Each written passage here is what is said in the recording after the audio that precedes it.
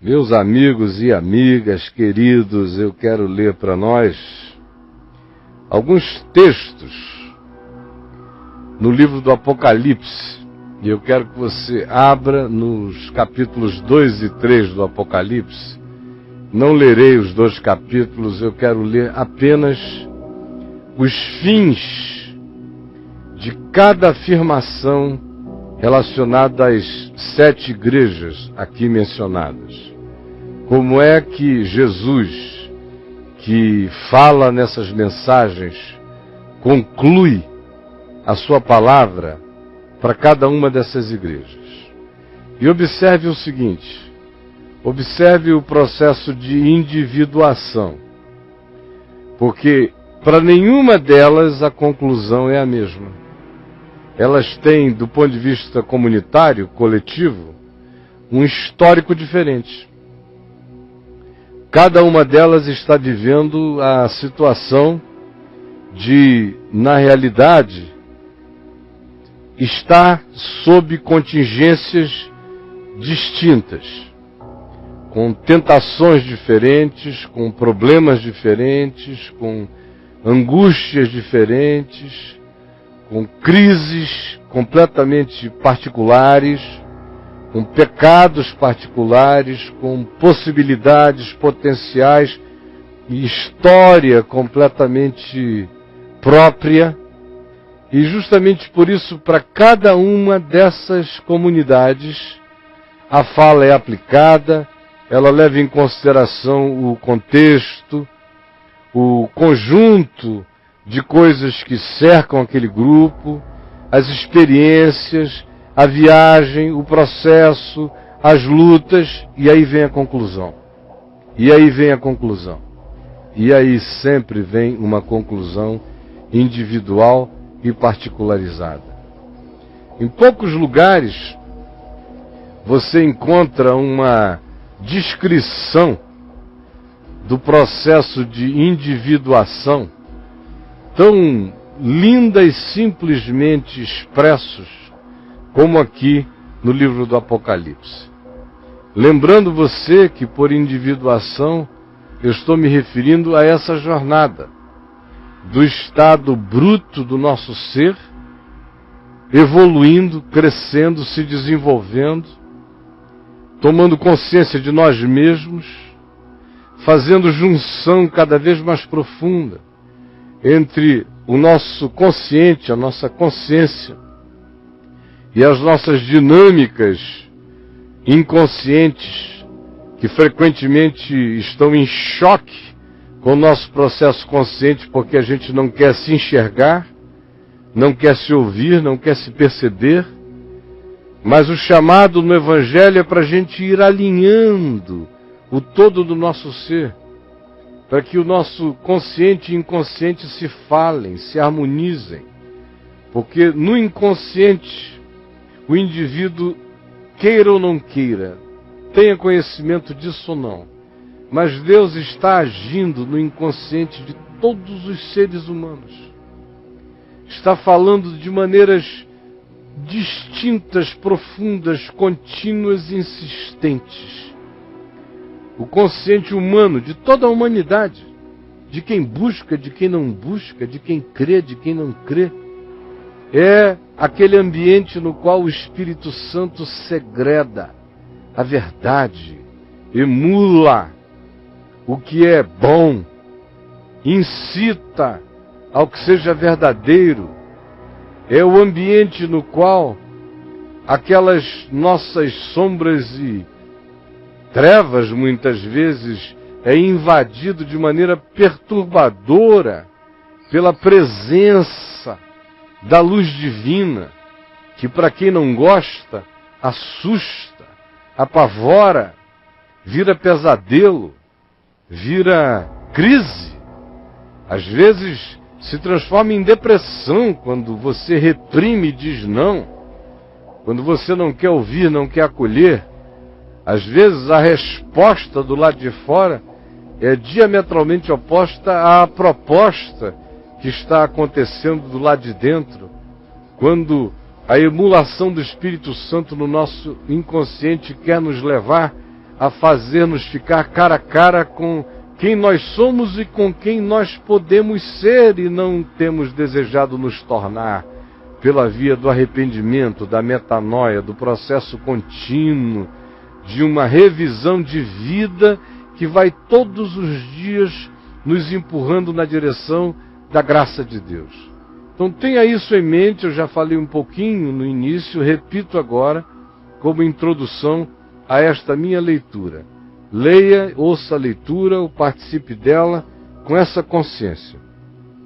Capítulo 2 do Apocalipse.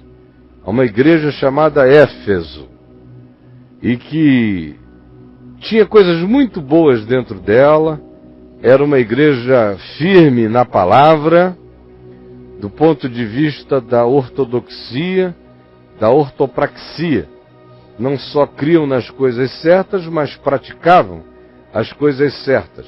Mas porque creram e criam nas coisas certas e praticavam as coisas certas, se tornaram gradativamente desconectados da emoção, da ternura, do amor, do carinho, da leveza, e foram se tornando empedernidos, a ponto de que a advertência que vem a eles é: lembra-te, pois, de onde caíste, arrepende-te, volta às práticas das primeiras obras, volta ao teu primeiro amor, é o convite. Tenho, porém, contra ti que abandonaste o teu primeiro amor. Lembra-te de como tu caíste do amor, arrepende-te e volta à prática das obras de amor, não apenas das obras exteriores que eles nunca pararam de fazer, mas tudo que vocês fizerem que seja uma extensão do amor que haja verdadeiramente em vocês. Aí o verso 7 conclui com o processo de individuação. Ao vencedor dar-lhe-ei que se alimente da árvore da vida que se encontra no paraíso de Deus.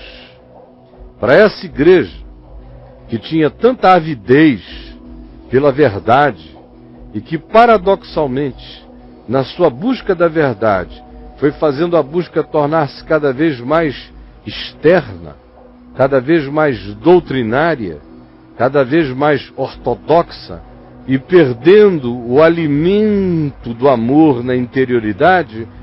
Olhe como aqui está claro o choque entre um consciente que foi se pedrando na busca da verdade e um inconsciente emulado pelo Espírito Santo, aonde a promessa de Jesus é: ao vencedor eu dar-lhe-ei que se alimente da árvore da vida. Vocês não vão ficar comendo ortodoxia, vocês vão comer vida. O chamado de vocês é para que vocês comam vida, para vocês se alimentarem de amor na árvore da vida.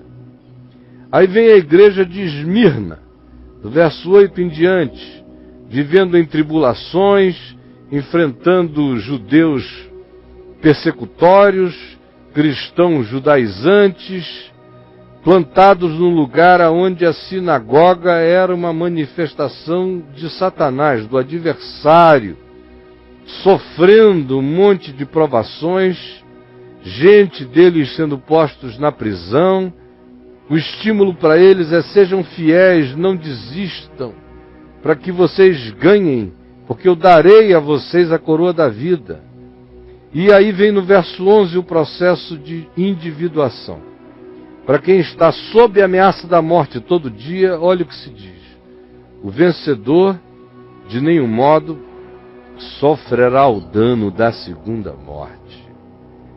Não deixem que o medo do morrer, nem da perseguição, nem do sofrer, estanque no coração de vocês o processo de crescimento, de individuação. E a maneira como ele faz isso é afirmando a eles: de vocês de nenhum modo, sob hipótese alguma, sofrerão o dano da segunda morte, que é aquela morte que extingue essa morte aqui mata só o corpo, essa que estava no contexto histórico de Esmirna. Mata só o corpo, mas haverá uma morte final depois da própria experiência de inferno, para quem não queira optar pela luz da graça, pela luz da salvação em Cristo, nem nesta vida e nem na passagem para outra dimensão. Existe inferno, mas depois de uma eternidade de inferno, e inferno não é um tempo longo, inferno é a intensidade, inferno não habita o tempo, ele habita o momento da intensidade absoluta. Eternidade e momento são semelhantes. Eternidade vem carregada do abismo da consciência, como se fosse um processo de tempos e tempos e tempos e tempos e tempos, mas a eternidade não é uma sucessão de tempos. A eternidade é um abismo de consciência, ou é um salto de consciência. Vai chegar um dia lá na frente, em que depois disso tudo, a misericórdia de Deus fará com que os que rejeitem a luz, apesar de tudo e de todas as evidências, que eles mergulhem na extinção, na segunda morte como morte mesmo. E aqui aos de Esmirna, que estão ameaçados de morte, o processo de individuação, de coroamento, de completude para eles está nessa afirmação: vençam o medo da morte. Porque vocês estão livres da segunda morte que aqui extingue. Vocês são filhos da não extinção. Por isso não deixem que nenhuma tribulação, cerceamento, impedimento, opressão impeça vocês de fazerem essa viagem da individuação em Cristo Jesus. Aí vem a igreja em Pérgamo, que também está num lugar horroroso, onde estava lá o templo de Esculápio, com um monte de invocações de espíritos, a ponto de que o verso 13, também associando o lugar a um importante culto ao imperador romano que ali havia, chama o lugar de trono de Satanás, aonde gente boa de Deus era perseguida e morta, como Antipas, que morreu diante deles. E por causa do ecletismo de Pérgamo, havia ali aqueles que faziam uma tentativa de junção entre a palavra de Jesus e um sincretismo local, juntando o culto a Esculápio, os cultos gnósticos, os cultos de mistério, pregando a dualidade entre corpo e espírito, dizendo que as obras do corpo não afetavam o espírito, portanto, se você quisesse fazer qualquer que fosse a promiscuidade física, isso não afetaria o seu espírito. E havia gente do mesmo espírito, como aqui se refere aos nicolaítas, que era um pessoal que basicamente sustentava a mesma tese de que promiscuidade não afeta o espírito do indivíduo se você desenvolver o espírito pela gnosis, pelo conhecimento de um saber aprendido como informação, você está livre para fazer o que você quiser. Acerca desses, olhe qual é o processo de individuação que aqui se afirma, para quem está vivendo no meio dessa loucura. Verso 17 diz: ao vencedor dar-lhe-ei do maná escondido. Lá em Pérgamo tudo era mistério, tudo era escondido, tudo era um saber escondido, tudo era para os iniciados. Pérgamo era uma grande maçonaria de muitos cultos de mistério. Aí vem o Senhor e diz: o processo de individuação de vocês está em comerem do meu maná escondido, não desses cultos de mistério e dessas doutrinas que dizem que iniciados mergulham em saberes cada vez mais profundos, o que não é verdade. Vocês mergulharão na experiência da vida, vão comer o maná escondido, bem como ao vencedor, que habita esse lugar onde Os que fazem parte da elite são os que dizem que mergulharam em mistérios, em conhecimentos, em portas cada vez mais íntimas desses cultos estranhos, além de que eu darei a esses que perseverarem na minha palavra nesse ambiente tão estranho, do maná escondido, também lhe darei uma pedrinha branca, e sobre essa pedrinha escrito um nome novo, o qual ninguém conhece exceto aquele que o recebe. E essa é uma das imagens mais lindas desse processo de individuação, de como você sai. Eu parto dessa jornada me chamando Caio Fábio da Araújo Filho. E quando eu chegar ao fim dessa jornada, eu terei um novo nome. É o nome do meu ser, o nome da minha alma, o nome do meu espírito, o nome da minha identidade, o nome da minha individualidade, o nome que corresponde à jornada da minha individuação. Essa pedrinha branca na qual está escrito um novo nome, o qual ninguém conhece exceto aquele que o recebe. Então não fiquem preocupados, diz ele aos de Pérgamo, com esses cultos de mistério, porque vocês que creem em mim é que estão andando de glória em glória, de revelação em revelação. Vocês estão comendo e comerão, se tiverem a coragem da jornada em fé e em amor, de um maná cada dia mais profundo, e mergulharão num autoconhecimento que se consumará naquele dia quando vocês vão conhecer o nome da identidade de vocês em mim, do significado total de vocês em mim. Aqui em Tiatira, o mesmo processo acontece, é um lugar cheio de promiscuidade, embora eles trabalhassem muito, cheios de atividades. Também há muitas expressões de amor, de fé, de serviço, algumas perseveranças deles na vida em fé, obras muito numerosas, eram muito fazedores, obreiros, mas de uma tolerância perversa. Toleravam uma certa Jezabel, que se declarava profetisa no meio deles, que parece uma igreja pentecostal cheia de atividades e com uma profetisa doida no meio, ensinando às pessoas novas revelações. Dentre elas, a sedução de homens, dizendo a eles: olha, vocês podem praticar a prostituição, podem ir ao templo e comer comida sacrificada aos ídolos pagãos, porque na realidade vocês estão libertos disso. Vocês são os filhos do rei. Vocês adquiriram direitos especiais. Isso é uma versão grega da Ásia Menor de uma teologia da prosperidade, de uma teologia da promiscuidade. E era isso que essa mulher induzia, esse era o espírito que estava presente aqui. Onde ela também dizia: vocês vão conhecer as coisas profundas de Satanás.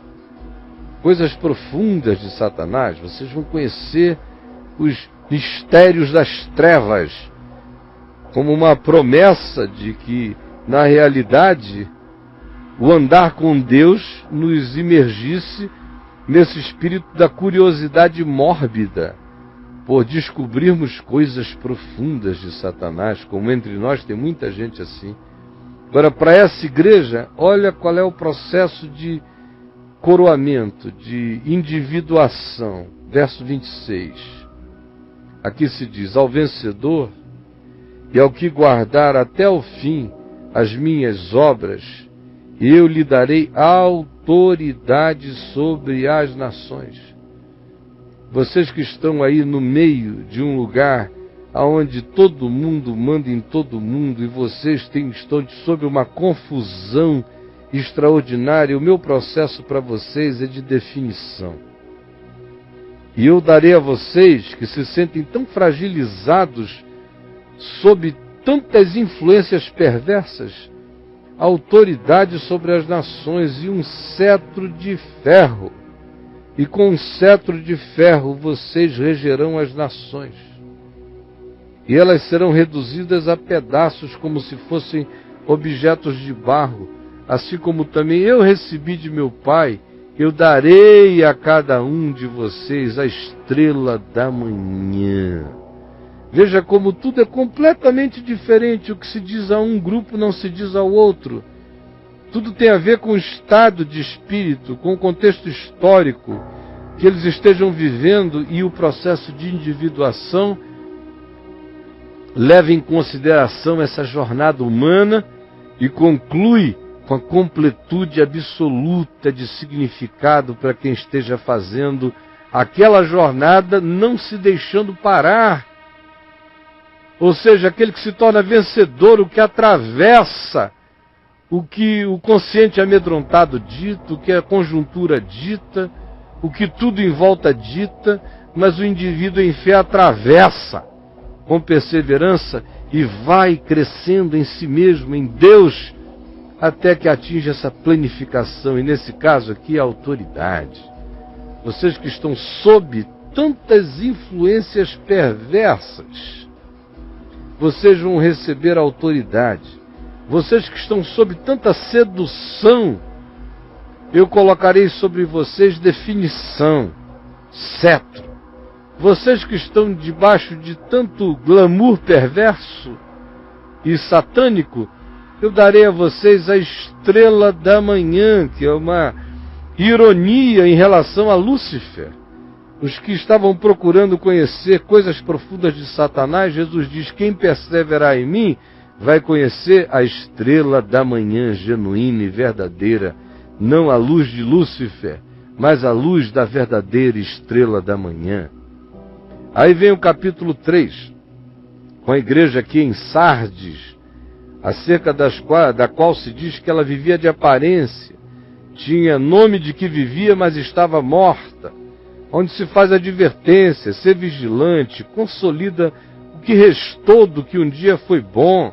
Lembra-te o que tu recebeste, a palavra, e arrepende-te, vigia, a minha vinda é certa, eu posso a qualquer momento chegar a ti. Você que está vivendo de aparência e de fachada, levar um susto, porque eu não me impressiono com fachadas, apesar de que eu verifico que no meio de vocês existem alguns que não contaminaram as suas vestiduras, não contaminaram o caráter, não contaminaram a mente, não contaminaram o espírito, não contaminaram a fé, continuam sendo pessoas intactas, caminhando com dignidade em fé comigo.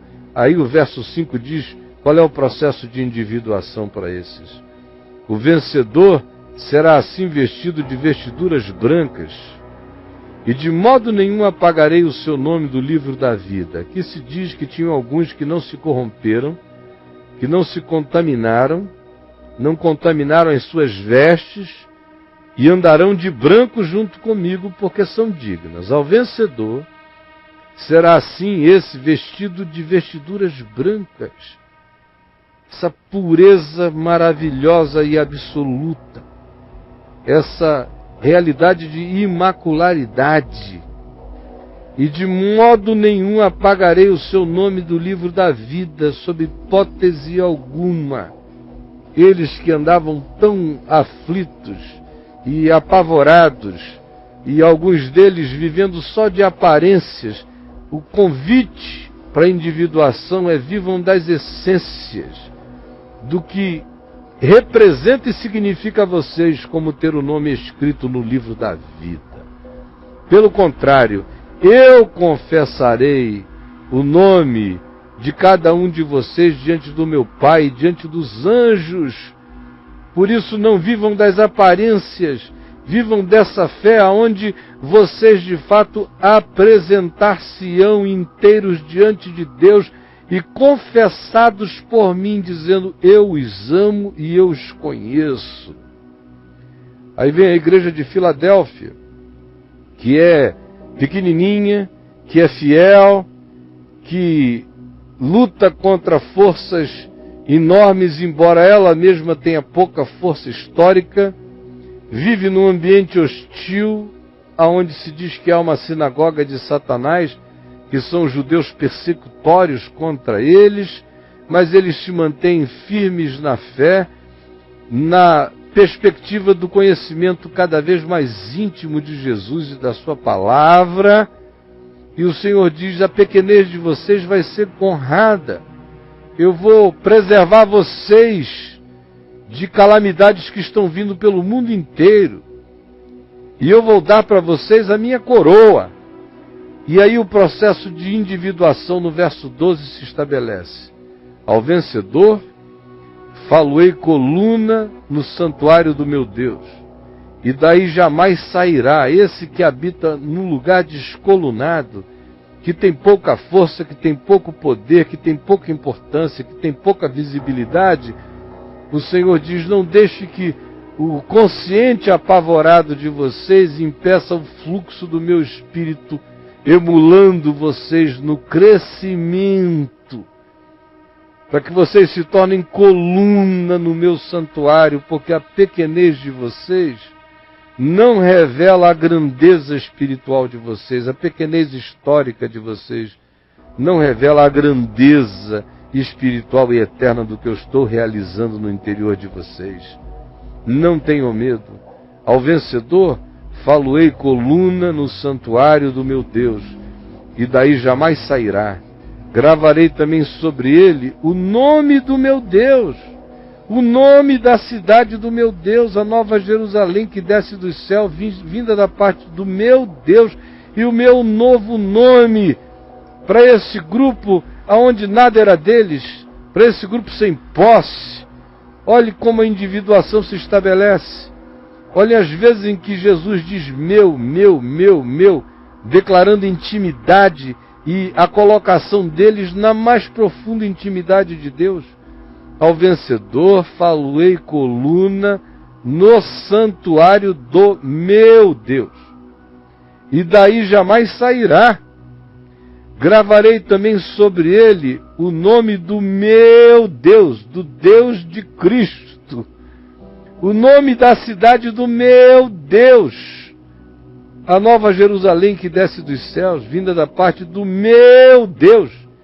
E também no vencedor, sobre ele, gravarei o meu novo nome. É moleza?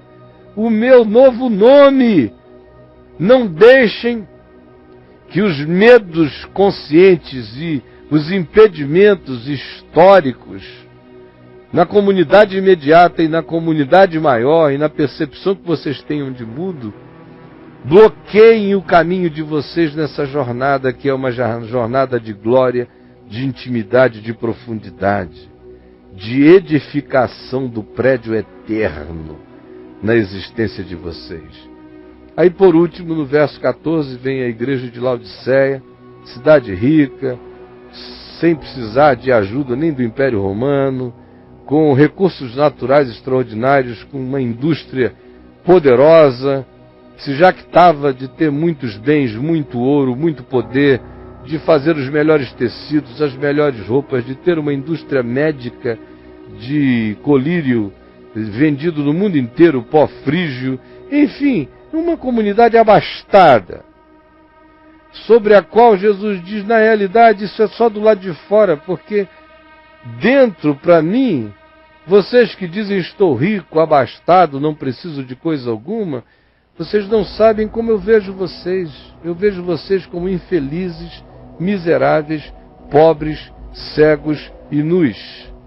Uma comunidade que descansou na teologia da sua prosperidade e ficou completamente pobre, miserável, cega e nua.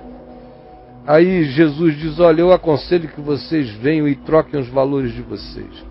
Larguem esse ouro corruptível e peguem de mim ouro refinado pelo fogo da santidade. Larguem essas vestes das quais vocês se orgulham do fabrico e vistam as vestes brancas da minha justiça, da minha graça, para que essas minhas vestes cubram a nudez de vocês, porque as vestes de vocês não encobrem a nudez espiritual de vocês. Se vocês comparecerem diante da luz de Deus com essas vestiduras atuais, vocês vão existir nus na eternidade. Larguem esse colírio de vocês, que só cega os olhos de vocês de presunção, e venham até mim, para que eu unja os olhos de vocês com o colírio da graça, para que vocês vejam. E essa minha repreensão a vocês é amor. E esse meu convite a vocês é um só. É o meu zelo que os chama à metanoia, ao arrependimento. Eu quero entrar na vida de vocês, eu estou de fora da existência de vocês. Vocês acham que é um privilégio habitar com vocês? Eu não consigo entrar. A arrogância de vocês ocupa tudo, na interioridade de cada um e na comunidade que vocês fazem.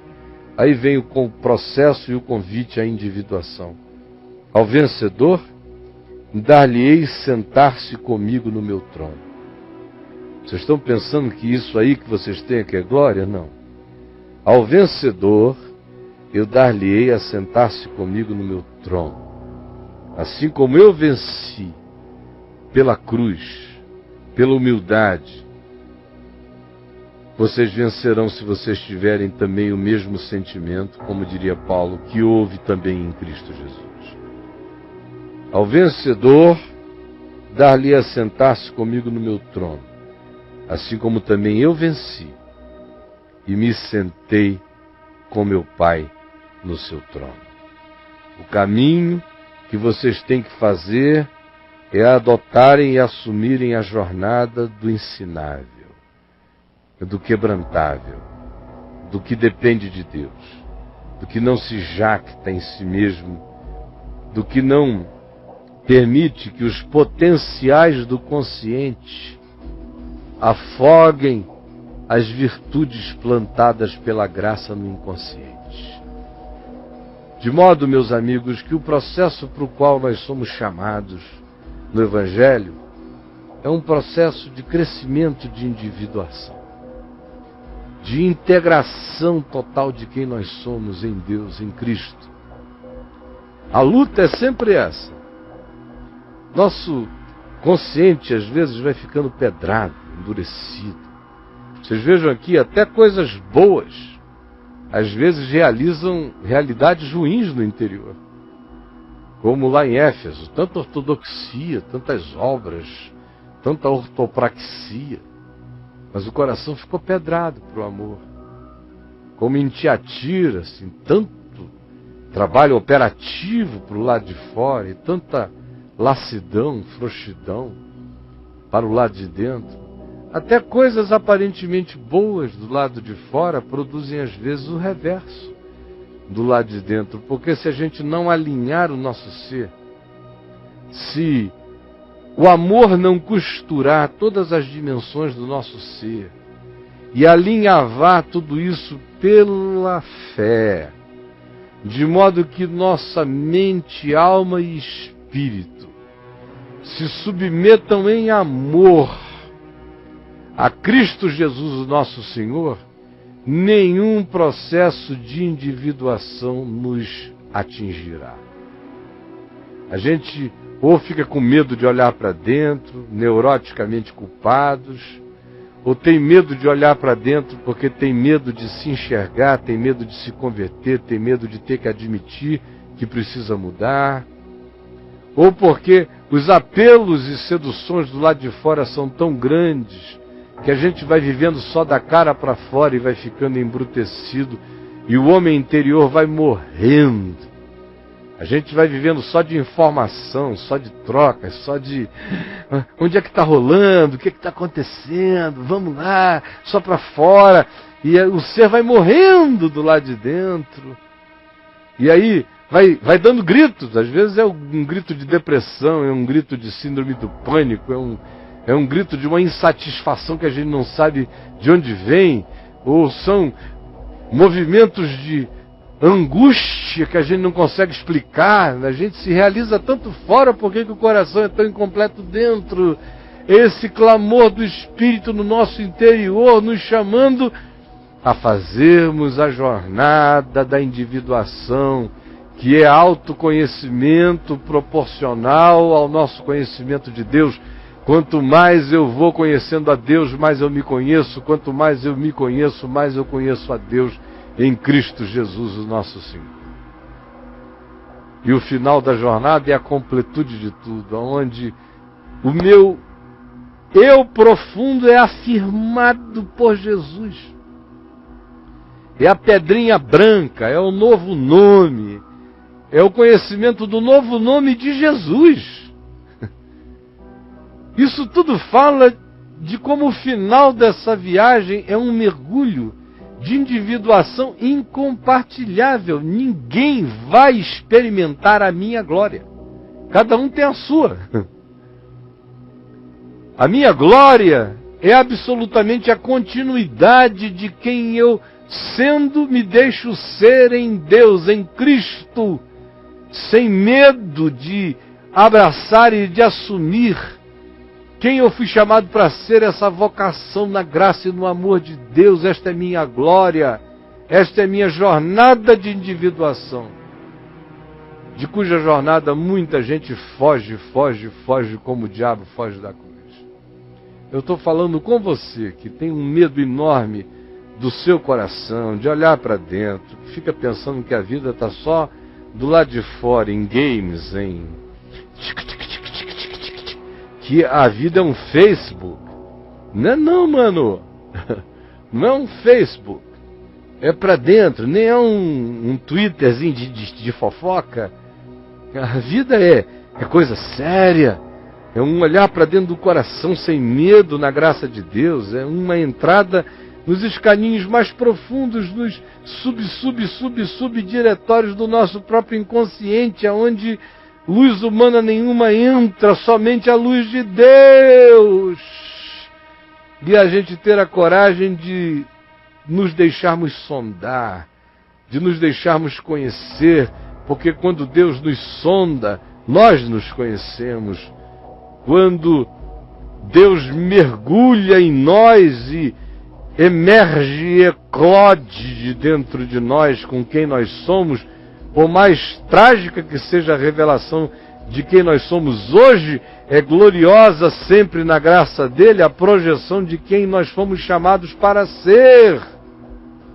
De modo que não tenha medo de admitir quem você é hoje, porque só admitindo quem você é hoje, você vai saber quem você foi chamado para ser. E aí você vai andar no caminho de se tornar, todos os dias, quem em Cristo você foi chamado para ser. É esse o chamado. Essa é a vocação. Para isso a gente tem que tirar o véu da cara, tem que deixar de ter medo de enxergar. Tirar o véu da cara fora significa tirar o véu que nos impede de olhar para dentro, para o nosso homem interior. Tirar esse véu da religião, do moralismo, do pânico do superego, ou do medo da interioridade, ou do medo da profundidade. Tirar o véu do medo da nossa crise de admissão de quem nós sejamos. Tirar o véu dos encantos e seduções de um mundo cosmético que nos convida para o lado de fora enquanto a gente vai morrendo do lado de dentro. Tirar o véu e assim com o rosto desvendado, como diz Paulo em 2 aos Coríntios, no capítulo 3, no verso 18, com o rosto desvendado nós olhemos para a face de Cristo, para o homem dos homens, para aquele que é a representação arquetípica absoluta do meu chamado para ser. Porque como ele é, eu serei, eu me tornarei. Esse é o meu chamado. E se eu não quero existir em profundo sofrimento, em neurose, em angústia, em paranoia, em pânico, em insatisfação, em desgraça, em irrealização, em tristeza, sem saber nem por que sou tão infeliz nesta vida, que eu abrace o meu chamado para a individuação. Tire o véu da cara, olhe para Jesus e veja a minha projeção, quem nele eu serei. Eu serei semelhante a ele sem me tornar dessemelhante do eu que ele me deu. Eu serei como ele, mas serei mais eu do que jamais. E aí crescerei de glória em glória, de fé em fé, olhando para Jesus, pela obra do Espírito Santo, minha face interior vai sendo transformada, meu homem interior vai sendo moldado. Até aquele dia da consumação de todas as coisas, da coroa na cabeça, e do cetro de ferro, do maná escondido, da pedrinha branca com novo nome, da entrada na cidadania, na sociedade do meu Deus, dos filhos da luz, aonde eu conhecerei o nome do meu Deus e o nome novo de Jesus, aonde tudo é particular, tudo é íntimo, tudo é um vínculo de amor indizível e incompartilhável de Deus conosco, de nós em Deus, em Jesus. Esse é o chamado, essa é a grandeza. Eu espero que você entenda isso. Eu espero que você entenda isso, que você não tenha medo da viagem. Senhor Jesus, abre o nosso entendimento, o nosso coração, o nosso discernimento, porque muitos de nós estamos em profundo sofrimento, em desespero, em angústia, em insatisfação, em compulsão, em tara, em doença, em gemidos, em partos que não parem nunca a vida, que não geram nunca o que poderia ser, porque nós fechamos e bloqueamos o parimento da Tua manifestação de graça em nós.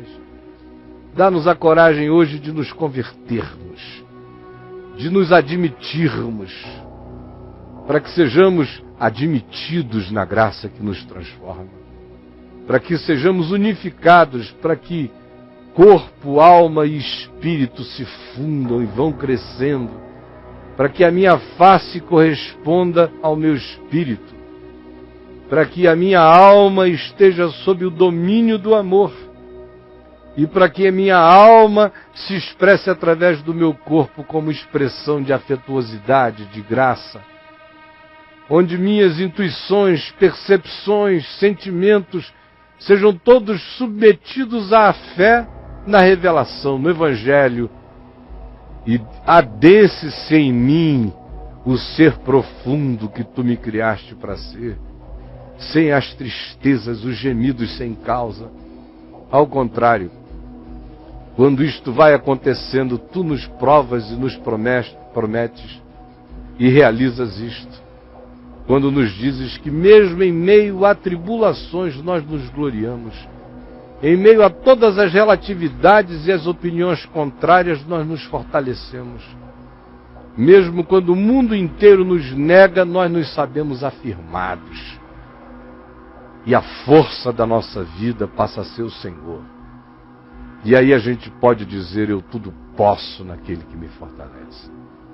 Por favor, dá-nos essa ambição de riqueza espiritual.